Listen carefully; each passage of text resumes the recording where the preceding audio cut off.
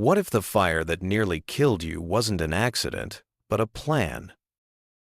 White ceiling, sterile air, just the sound of a machine whispering beep, beep, beep. Each sound marked time I couldn't remember losing. The burns on my arms itched, like ghosts clawing their way back through my skin. A nurse told me I was lucky to be alive. Lucky. Then she walked in.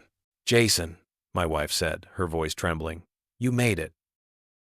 Her eyes were red, lips cracked, a wet hand gripping mine like it still meant something. Then the words came out soft, broken. "She didn't make it. Our daughter. She's gone." Something in me cracked, but not the way she expected. She cried, shoulders shaking, her face a storm of grief.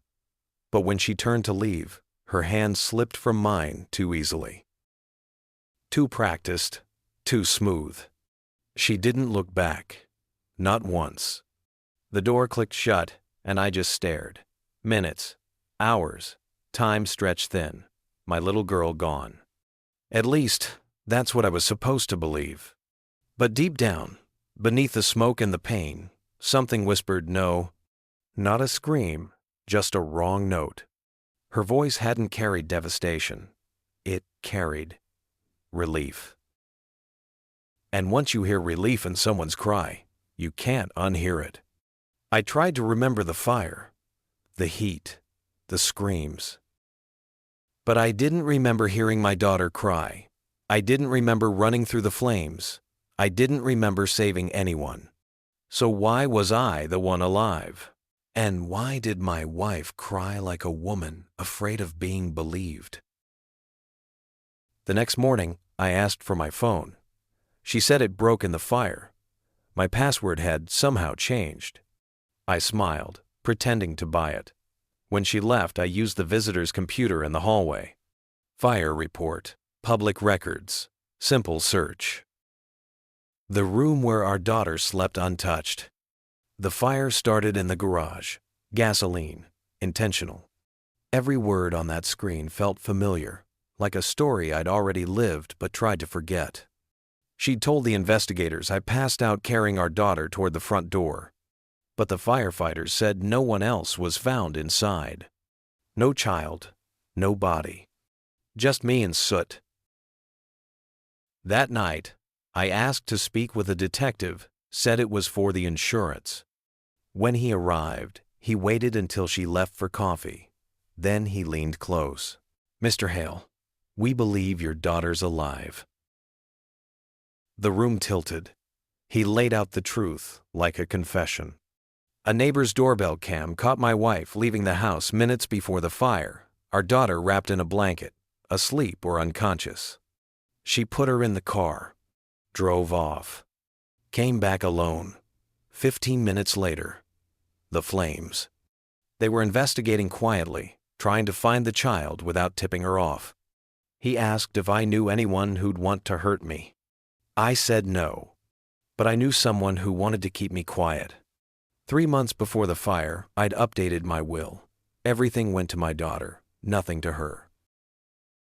But if our daughter was gone, it reverted to my wife, the grieving widow, the perfect performance.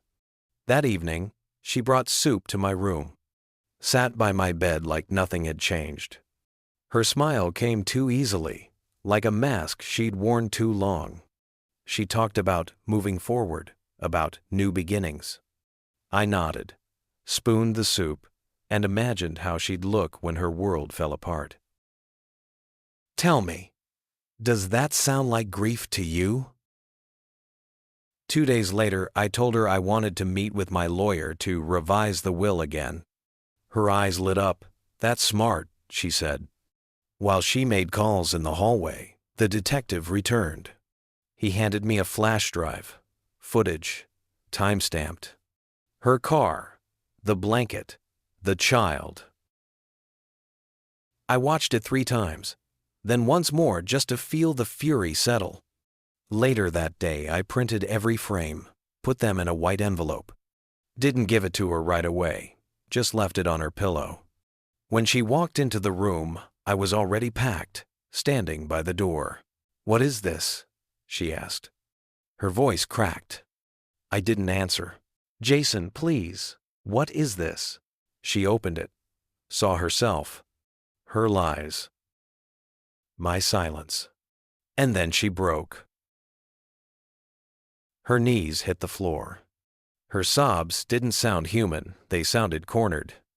I didn't comfort her, didn't rage, just stepped over her like the wreckage she'd become. Outside, the morning air burned colder than any fire. The detective waited by the curb. "Are you okay?" he asked. I looked past him, at the light creeping over the rooftops. "Not yet," I said, "but I will be." Because the truth is, I burned in that fire. Everything else just walked away.